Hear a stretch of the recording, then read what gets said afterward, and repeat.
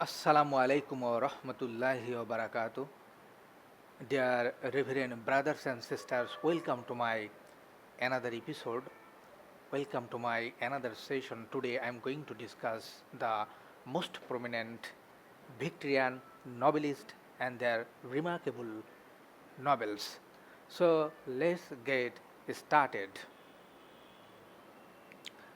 At first, Charles Dickens, his lifespan from 1812 to 1870, and he is one of the most successful and the best Victorian novelist.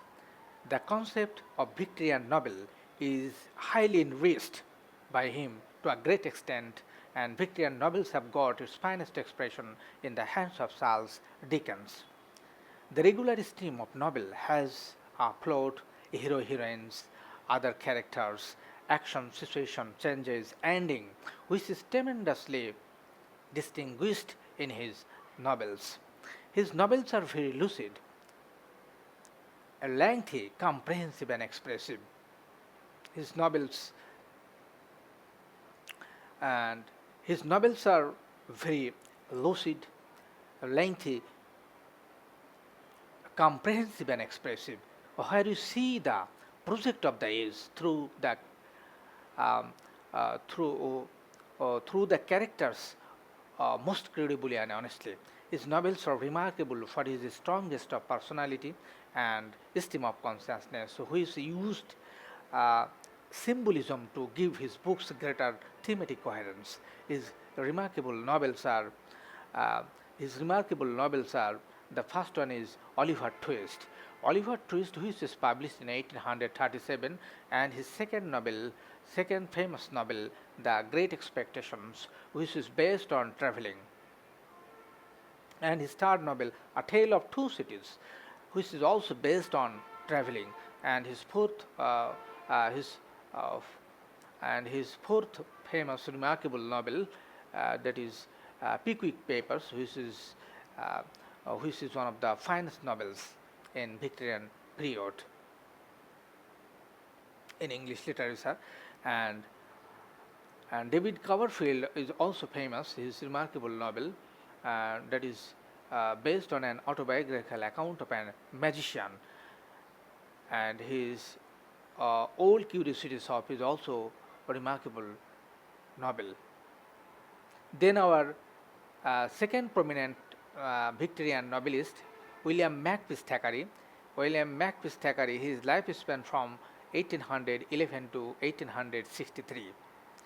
Unlike Dickens, he came from a wealthy and educated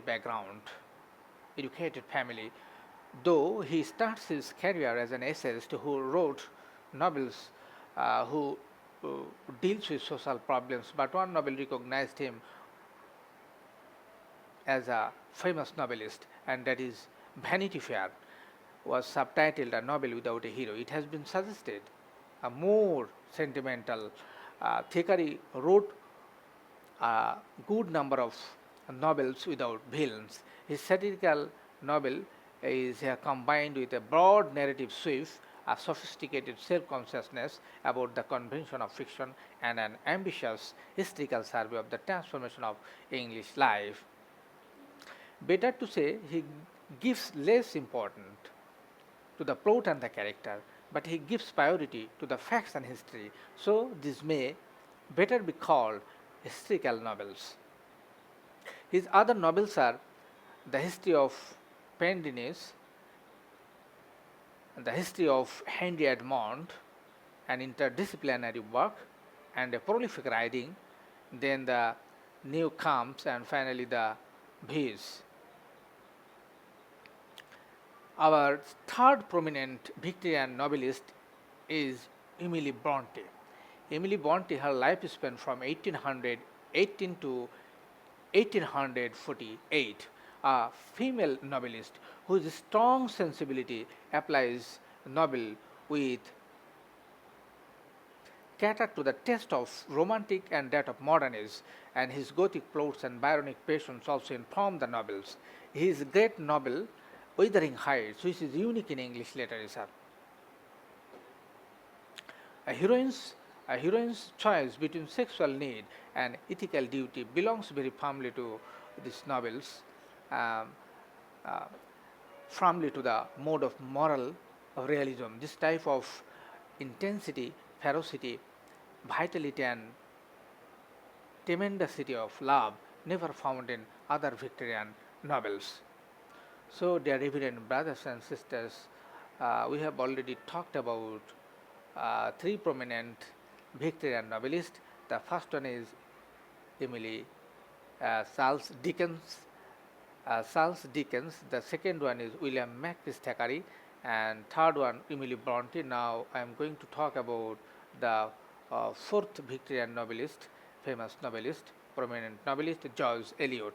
George Eliot, her real name is Mary Ann Evans, who wrote under the pen name of George Eliot.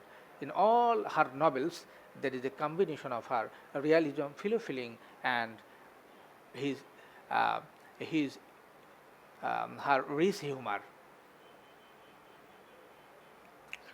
Her famous novels are the, the Meal on the Floss. The Meal on the Floss in style, it is simple, often almost poetical, set in an authentic rural background.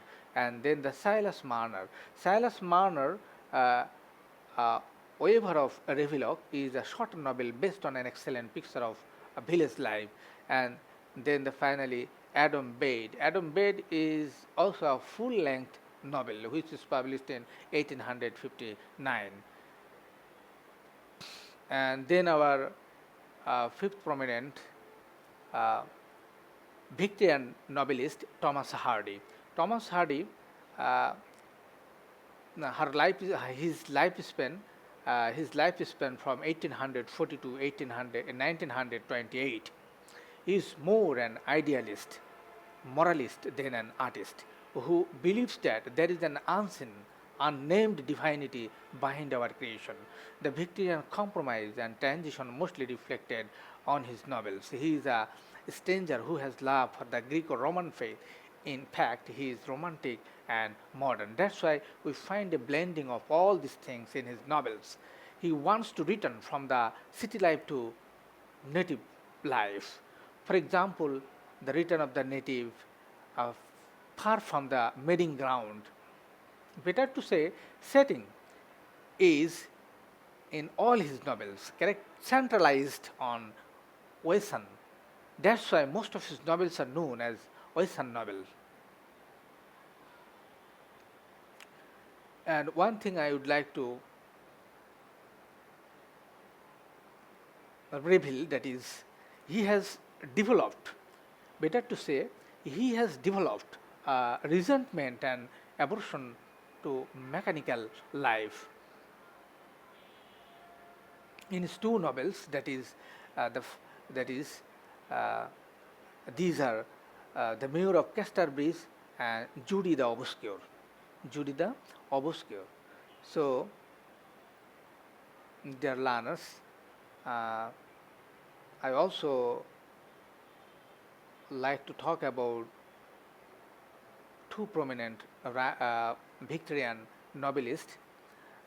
They are not major novelists. They are not major novelists, but uh, they cannot be separated from others. One is Henry James. Henry James, he is not a major novelist, but cannot be separated from others. He is characterized by his treatment of Britain and American. His great novels are The Portrait of a Lady, The American, Rudwick, Hudson, Wings of the Dove, Ambassador, and finally The Golden Bowl. And finally, the prominent Victorian novelist, George Meredith. George Meredith, of the lesser Victorian novelist, he takes rank as the most noteworthy. His great novels are The Order of the Richard Feveril,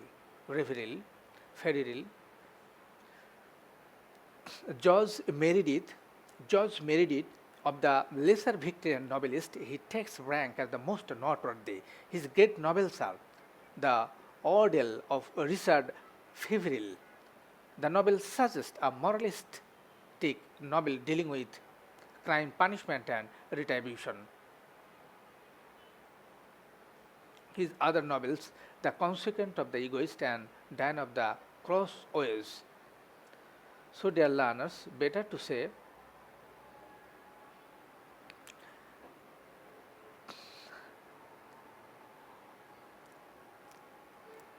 as a matter of fact, the literature of the Victorian period reflects peace, order, and stability.